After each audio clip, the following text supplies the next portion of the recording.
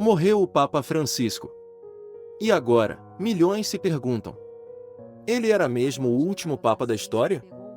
Profecias antigas, conspirações dentro do Vaticano e um legado que pode mudar os rumos da Igreja.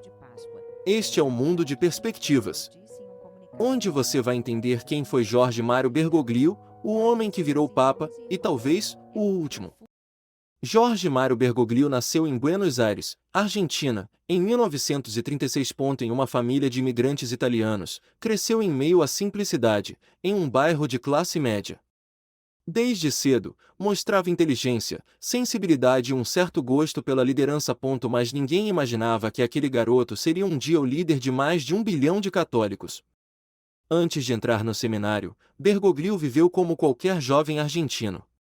Gostava de dançar tango, ouvir música clássica e era torcedor fanático do São Lourenço. Estudou química e chegou a trabalhar em um laboratório. Teve um romance na juventude, e chegou a cogitar o casamento.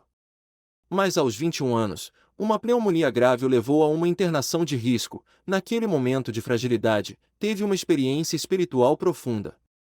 Ele mesmo dizia que foi ali que Deus o chamou. Pouco tempo depois, entrou para a Companhia de Jesus, os jesuítas. E mesmo como padre, bispo e depois cardeal, manteve sempre o mesmo estilo de vida, simples, direto, sem luxo.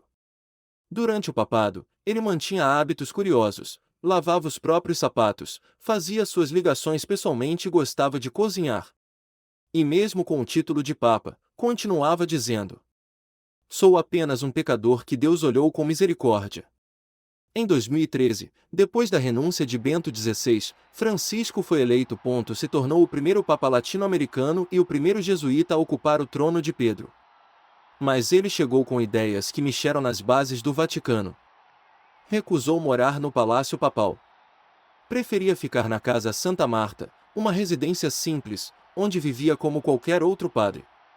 Defendeu abertamente imigrantes, falou da crise climática, bateu de frente com o capitalismo selvagem e disse que a Igreja deveria ser um hospital de campanha.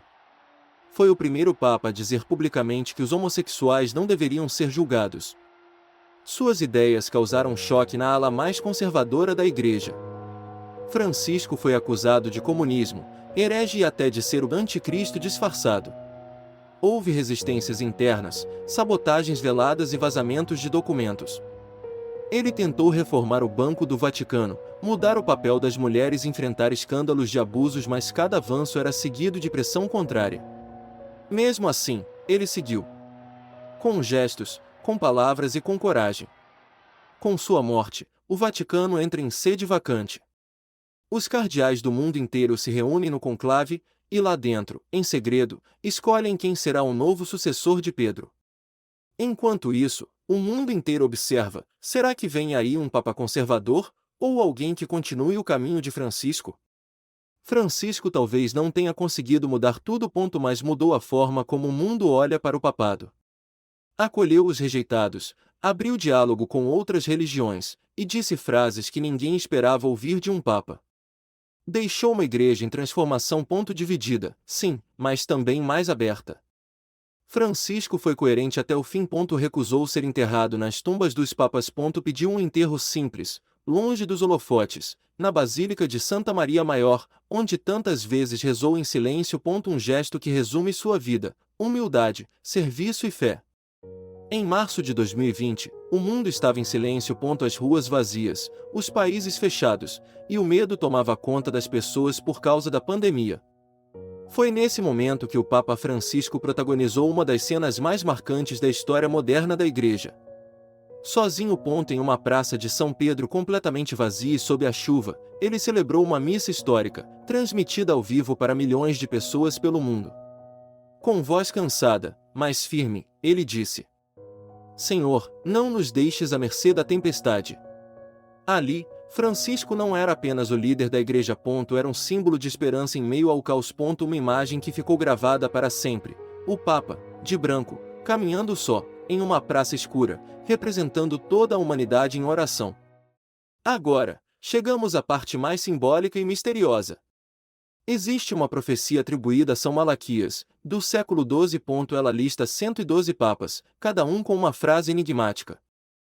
Francisco seria o último da lista. O fim da profecia fala em grandes perseguições, destruição de Roma e o fim da Igreja. Alguns acreditam que esse Petrus Romanus, Pedro Romano, seria o último pastor do rebanho, guiando a Igreja em seus últimos dias. Mas vale lembrar, são interpretações. Francisco nunca comentou sobre essa profecia. Sempre preferiu olhar para o presente e agir com compaixão.